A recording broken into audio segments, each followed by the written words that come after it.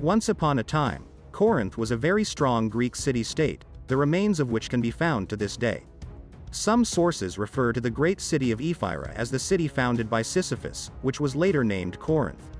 Others say that the witch Medea gave Corinth to Sisyphus, who became its king. One day, Asopos' daughter, Aegina, had been abducted by Zeus, and when Asopos asked if Sisyphus had seen anything, Sisyphus mentioned that he saw Zeus fly over with Aegina. When Zeus heard that, he got really angry that he was betrayed by a mortal. So, the king of the gods sent Death to take Sisyphus' life. However, when Death came to chain Sisyphus, the latter asked Death a demonstration of how the chains work and then deceived Death and chained him instead. The imprisonment of Death meant that he could not come for any human and people stopped dying. The gods in response sent Ares, the god of war, to free Death. This time Death took Sisyphus in his chains and led him to the world of the dead, the underworld, kingdom of Hades. However, before he died, Sisyphus asked his wife, Merope, not to bury him properly by neglecting to put a coin in his mouth. This way he could not pay Charon, the ferryman, to cross the river Styx.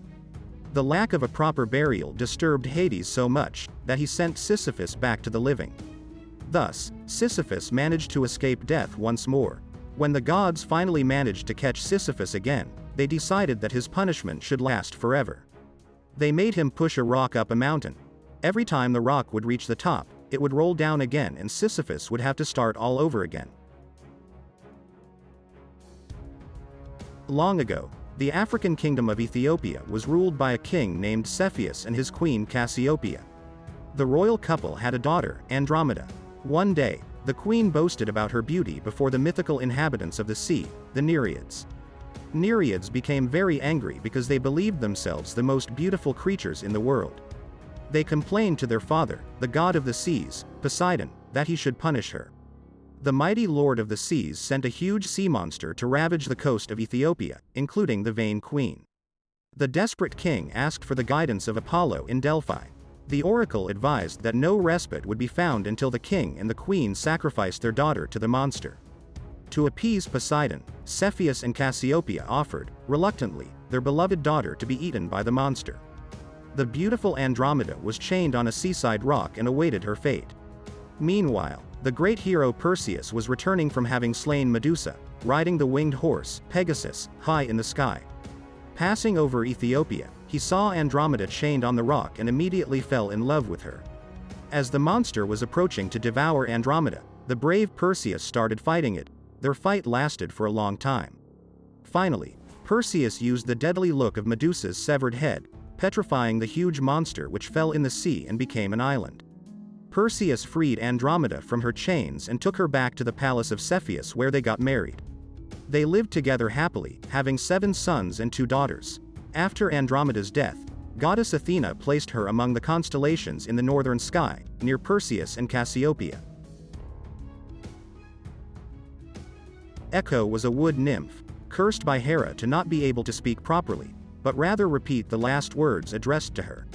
One day, she was wandering around the mountains, until she saw a handsome young man that no one could resist his charm, Narcissus. The nymph fell in love with the youth, but could not speak to him because of Hera's curse. So, she was following him from the shadows, silently and in love, waiting patiently for the proper moment. At some point, Narcissus felt her presence and asked, "Is anybody here?" To which Echo replied, "Here." A confusing and repetitive conversation followed until Narcissus called her to come out and make love with him. But, as soon as Echo stepped out, Narcissus told her that he'd rather die than give himself to a wood nymph. Echo, heartbroken, took refuge in a cave and lost her appetite for food or water. After a while, poor Echo started growing skinny from starvation until her body disappeared, leaving only dust and her voice. Nemesis, the goddess of revenge against those who show hubris, decided to punish Narcissus for the treatment of poor Echo. The goddess made Narcissus fall in love with his own reflection that he saw in a pond near Echo's cave. Narcissus could not leave his own reflection out of love and starved to death, like Echo.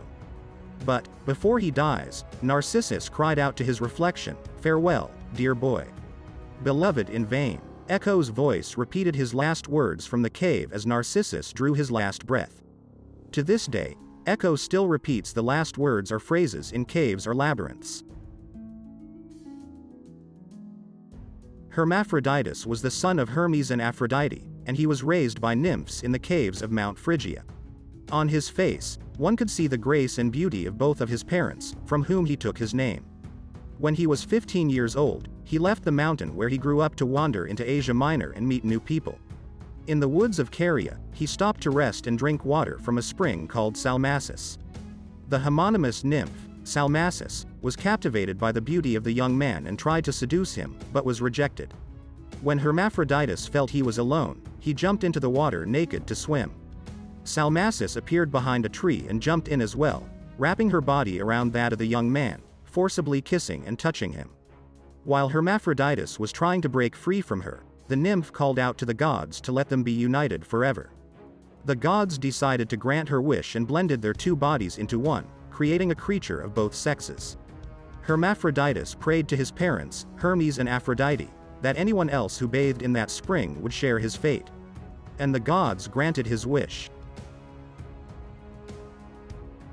Bellarafin was a great hero of Greek mythology.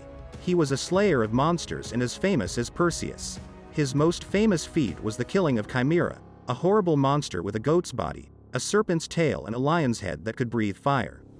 The great hero was the son of the mortal woman Eurynome by either her husband and king of Corinth Glaucus or the god Poseidon. Bellarafin was accompanied in his adventures by the winged horse, Pegasus.